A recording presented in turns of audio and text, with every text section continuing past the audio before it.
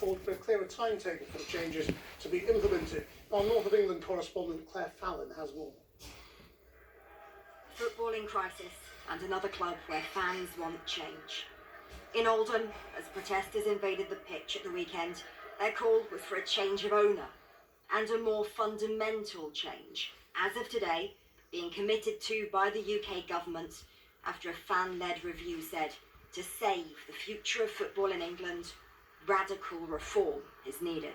What we want to do is to help fans across the country with the independent review that we've got going on under Tracy Crouch, so that we have a regulator, first time in decades and decades, an independent regulator of football who will help fans to stick up for their interests and stick up for the interests of historic clubs.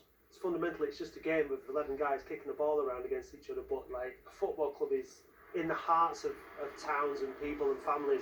In Matt Dean's lifetime, Oldham Athletic have gone from a Premier League founding side to a team who, next season, will be outside the Football League. He told me he welcomes changes to the system if they mean a change in the fortunes of clubs like his, but he's heard similar things promised over the years. There's a lot of money in the Premier League and in European football, and those clubs at the top will be exerting pressure on the government, lobbying the government like all big businesses do, to try and lean it in their favour. But there's no one football club or no one individual that is more important than football, and I think what we need to see is the benefits of that economic prosperity in football being distributed around the towns and communities that ultimately started the game in this country. The anger in response to plans for a European Super League and the collapse 3 years ago of Bury FC prompted questions that led to a review, with former Sport Minister Tracy Crouch tasked with finding the answers to football's problems. The review published last year gave a stark warning.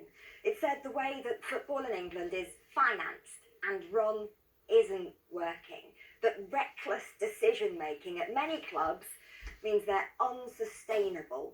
It warned change is needed urgently to protect the future of the game.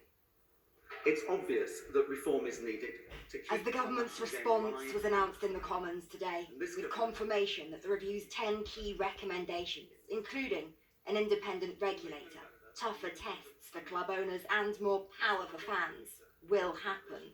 Some questioned the sense of urgency and a time frame for making the changes.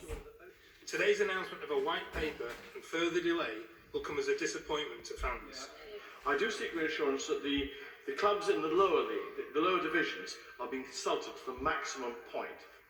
We need this not to end up being a dusty document that just sits at the bottom of the House of Parliament. This needs to be a living, breathing thing that actually helps save football and stops people, clubs like Oldham and Derby, looking over their shoulder constantly. Reforms, long called for by some, and now backed by the government, will not be welcomed by all. The Premier League, for example, is resisting statutory regulation. But in places where football is about identity, community and belonging, what's at stake goes well beyond sport. Now, the Speaker of the House of Commons has promised to lead the